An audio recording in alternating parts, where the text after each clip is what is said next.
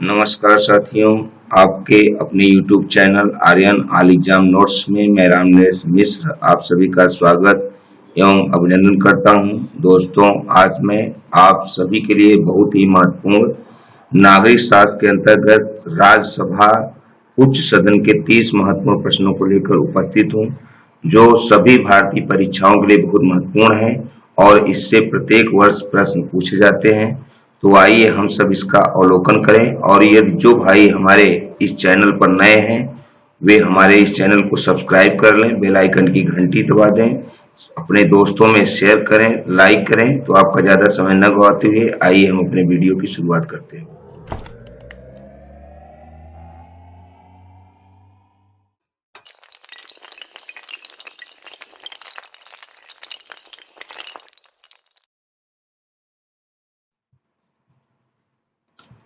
दोस्तों, प्रश्नों की शुरुआत करने से पहले हम आपको बता दें कि राज्यसभा का गठन 3 मई 1952 को अनुच्छेद 80 के अनुसार की गई थी।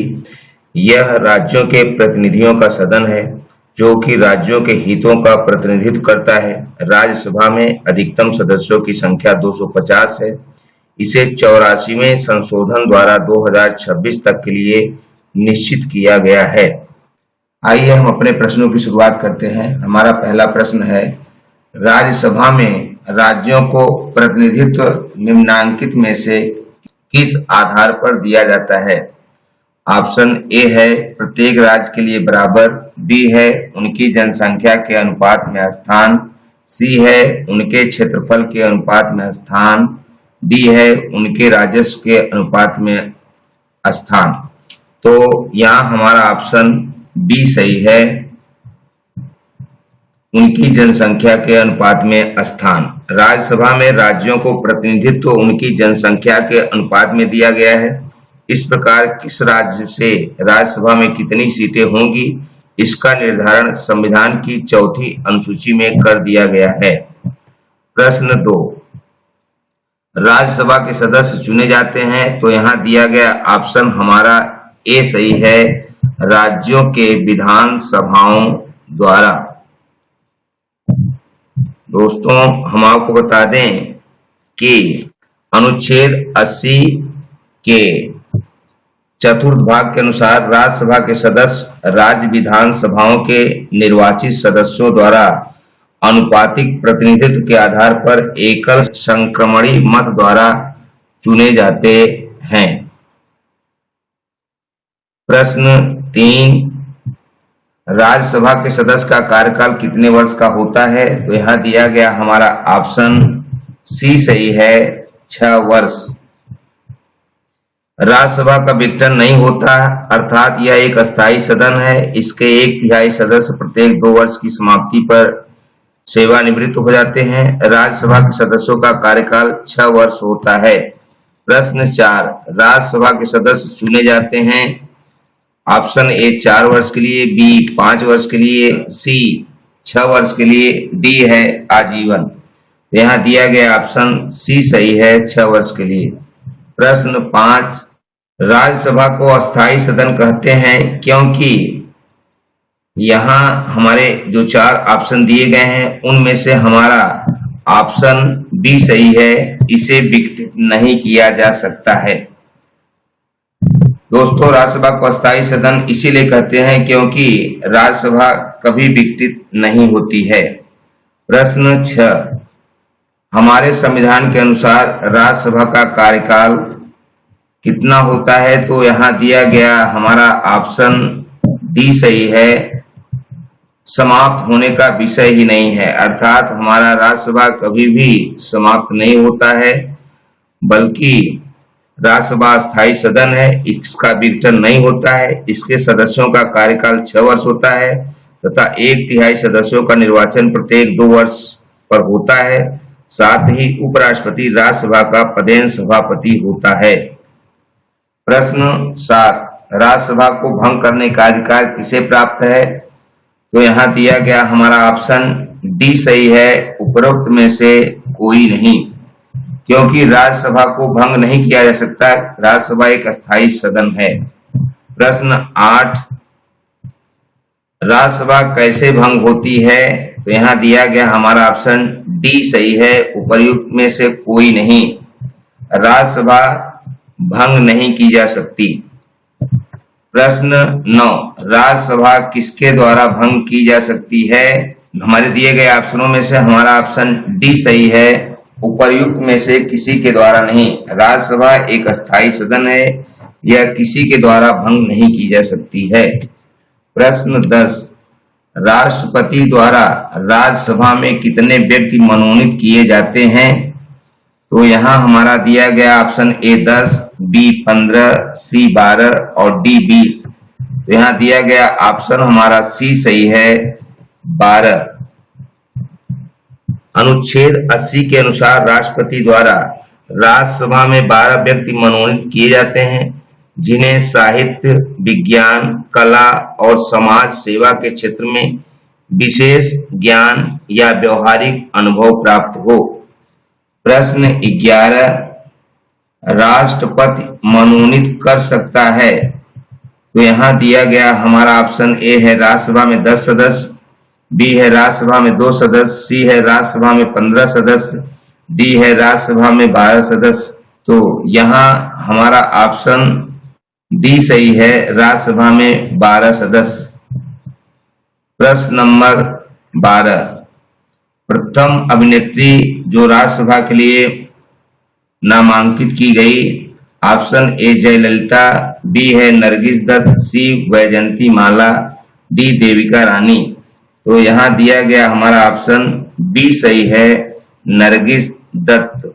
भारत की प्रथम महिला अभिनेत्री जिसे राज्यसभा के लिए नामांकित किया गया नरगिस दत्त थी। उनका कार्यकाल 3 अप्रैल 1980 से 3 मई 1981 तक रहा। जयललिता जयराम AIADMK की राज्यसभा सदस्य थीं, जो 3 अप्रैल 1984 से 28 जनवरी 1989 तक अपने पद पर रहीं। वैजयंती माला 27 अगस्त 1993 से 26 अगस्त 1999 तक राज्यसभा के लिए नामांकित सदस्यों में थी। देविका रानी चौधरी 1969 में प्रथम दादा साहब फाल्के पुरस्कार प्राप्त करने वाली अभिनेत्री थी। प्रश्न 13, भारतीय संविधान के अंतर्गत निम्नलिखित में से कौन सा अनुच्छेद संसद को राज्य सूची के विषय के संबंध में विधि बनाने की शक्ति प्रदान करता है? तो यहाँ दिया गया हमारा ऑप्शन डी सही है, अनुच्छेद 249। प्रश्न 14, यदि सरकार राज्यसभा में पराजित हो जाए तो क्या होता है? तो यहाँ दिए गए ऑप्शन में हमारा ऑप्शन डी सही है, उपर्युक्त में से कुछ नहीं होता।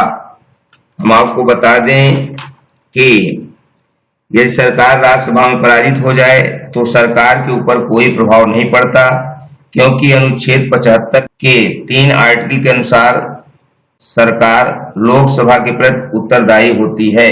प्रश्न 15, निम्नलिखित कथनों में से कौन एक भारत के संविधान की चौथी अनुसूची को सही वर्णित करता है? तो यहाँ हमारा दिया गया ऑप्शन डी सही है, इसमें राज्यसभा में स्थानों का आवंटन है।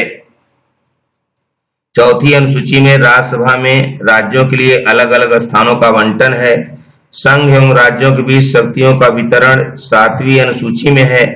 भाषाएं 8वीं अनुसूची में है। जनजातीय क्षेत्रों के प्रशासन संबंधी प्रावधान 5वीं और 6वीं अनुसूची में है। प्रश्न नंबर 16, निम्नलिखित राज्य युग्मों में से किसे राज्यसभा में समान प्रतिनिधित्व प्राप्त है? तो यहाँ हमारा दिया गया ऑप्शन बी सही है, आंध्र प्रदेश तथा तमिलनाडु। दोस्तों, आंध्र प्रदेश और तमिलनाडु को राज्यसभा में समान प्रतिनिधित्व प्राप्त है। यहाँ 18 सीटें हैं, जबकि महाराष्ट्र में 19, गुजरात में 11 एवं राजस्थान में 10 राज्यसभा सीटें हैं। प्रश्न नंबर 17, राज्यसभा में सर्वाधिक सीटें किस राज्य को प्राप्त हैं?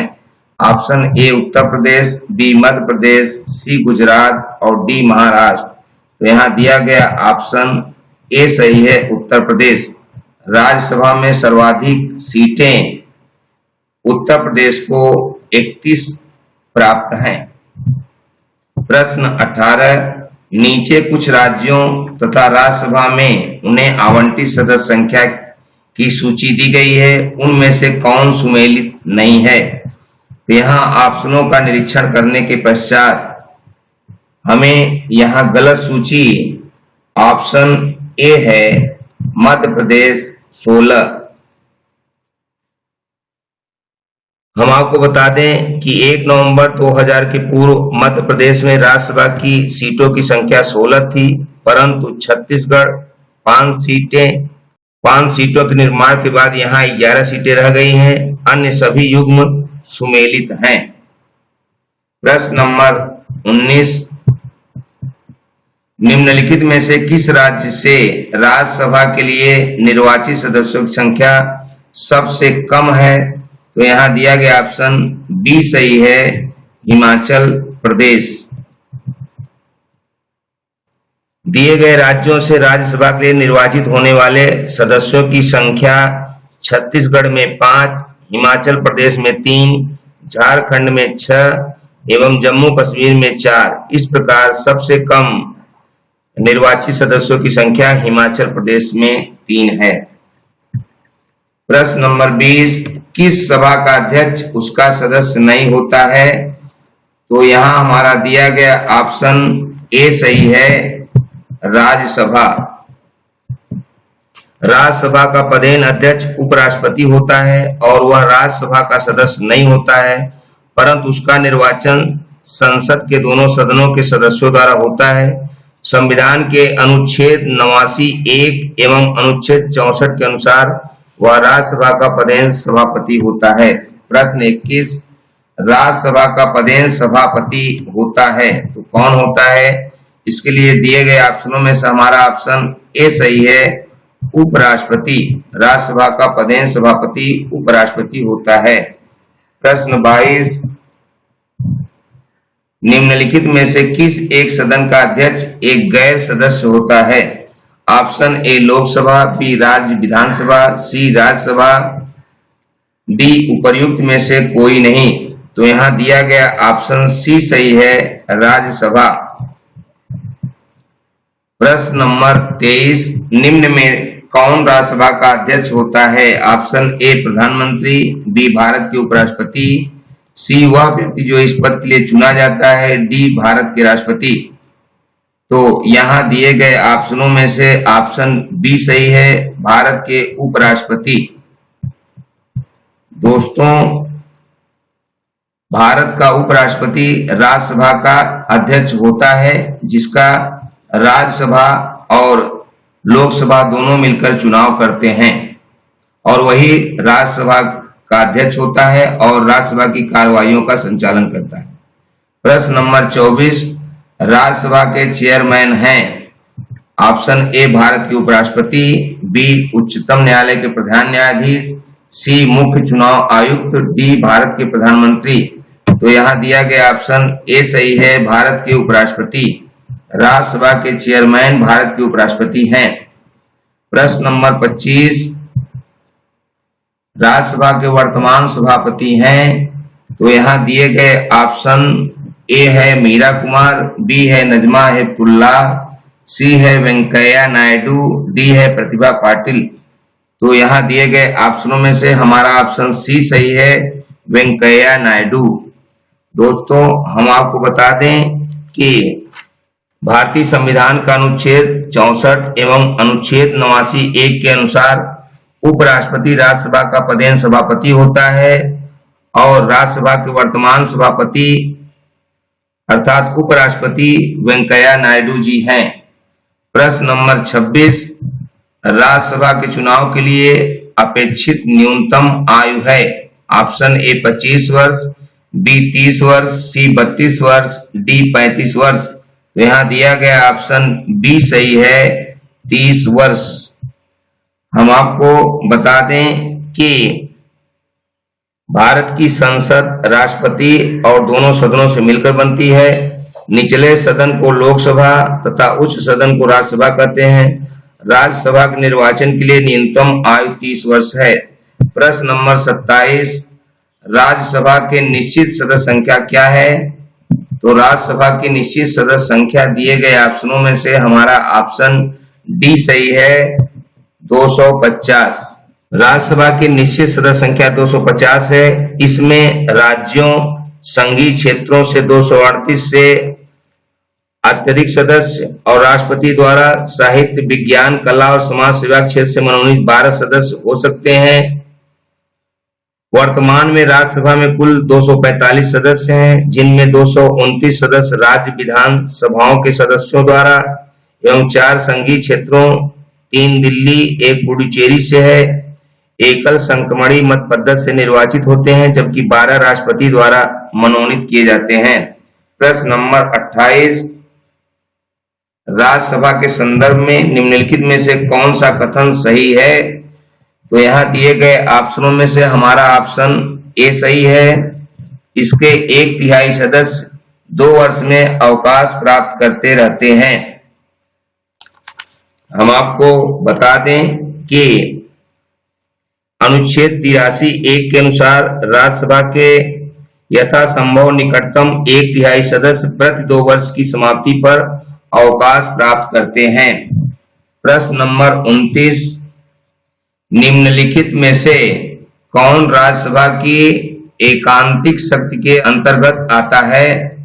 तो यहाँ दिए गए ऑप्शनों में से हमारा ऑप्शन ए सही है, नई अखिल भारतीय सेवाओं का सृजन। और इस वीडियो का अंतिम प्रश्न नंबर 30, वर्तमान में राज्यसभा का उपसभापति कौन है? Option A Venkaiah Naidu, B Shri Harivansh Narayan Singh, C Shri K Rahman Khan और डी उपर्युक्त में से कोई नहीं। तो यहाँ दिया गया ऑप्शन हमारा बी सही है, श्री हरिवंश नारायण सिंह। वर्तमान में राज्यसभा का उपसभापति श्री हरिवंश नारायण सिंह जी हैं। दोस्तों, आज आपने पूरा वीडियो देखा। आपके लिए हमने आज के सवाल भी दिए हैं। दोस्तों, यदि आप हमारे चैनल पर नए हैं तो हमारे चैनल को लाइक, सब्सक्राइब और शेयर करें तथा बेल आइकन की घंटी भी दबा दें, जिससे समय समय पर परीक्षा की तैयारी के लिए प्राप्त वीडियो आपको मिलते रहें। हमारा आज का पहला सवाल है, राष्ट्रपति द्वारा राज्यसभा में कितने व्यक्ति मनोनीत किए जाते हैं? और दूसरा प्रश्न है, राज्यसभा के वर्तमान सभापति कौन हैं? तो दोस्तों, मैं शीघ्र ही आप से एक नए वीडियो के साथ मुलाकात करूंगा। तब तक अपनी परीक्षा की तैयारी करते रहें और वर्तमान में 69,000 शिक्षक भर्ती का जो रिजल्ट आ रहा है उसे भी देखें और शेष अपनी तैयारियां करते रहें। शुक्रिया, थैंक यू, धन्यवाद।